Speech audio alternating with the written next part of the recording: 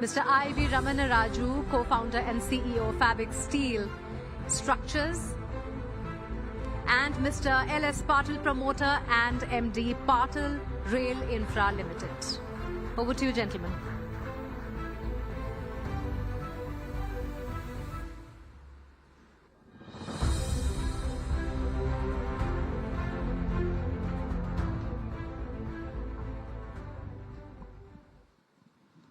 Mr. Raju, that makes me come to you because it's an interesting case study that we're talking about here.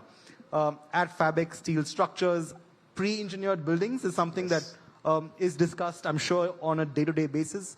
Given that we're talking so much about infrastructure growth as far as the country and its immediate future is concerned, no doubt real estate infrastructure is a very key component of that 30 trillion target that India has.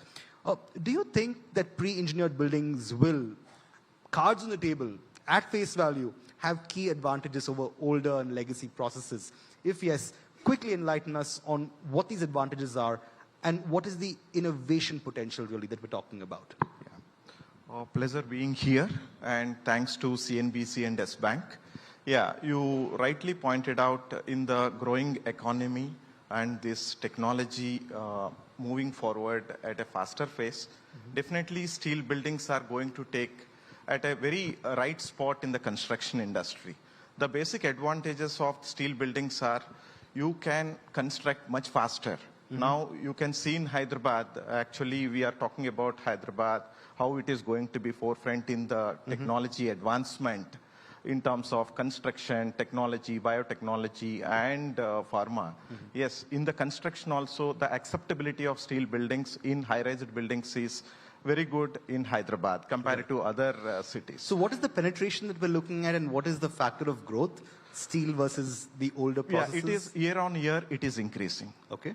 And the growth for this industry is CAGR of 15%.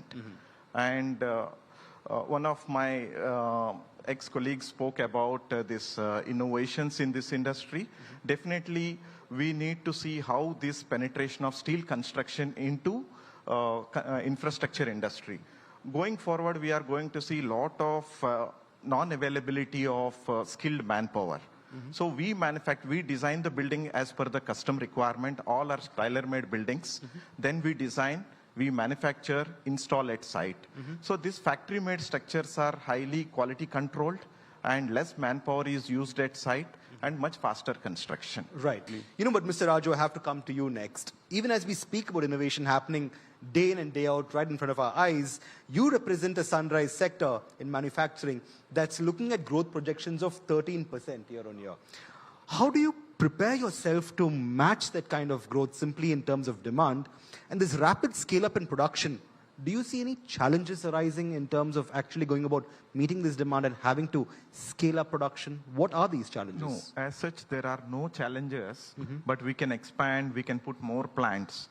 But the availability of skilled structural engineers and all is becoming really difficult. That is going to be the challenge. Manufacturing front, there is no challenge. So if we can bring in technology, so we do the design, detailing, manufacturing, and installation at site.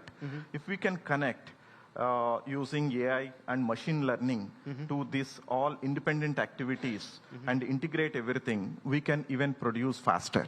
So the time consumed in design, detailing, and project management can be reduced.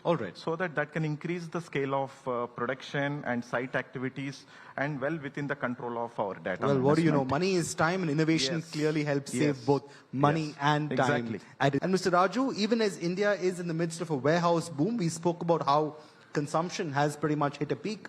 How do you see, very briefly, warehouses change and evolve in keeping with present-day innovations? Yeah.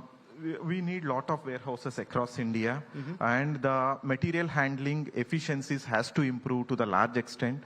We need hub and spoke model across India, from the major cities and major manufacturing hubs to villages, rural areas. It is going to grow at a faster pace, and we are working with a lot of warehousing companies as well. Right. So hub and spoke model in line with the demand that you see moving forward. Gentlemen, a pleasure speaking to you all. Innovation and progress can, will, and must go hand in hand, and hopefully we'll be a part of that ever-evolving process. Thank you so very much for these insights. Thank you. It's been an engaging conversation. Thank you. Thank you very much.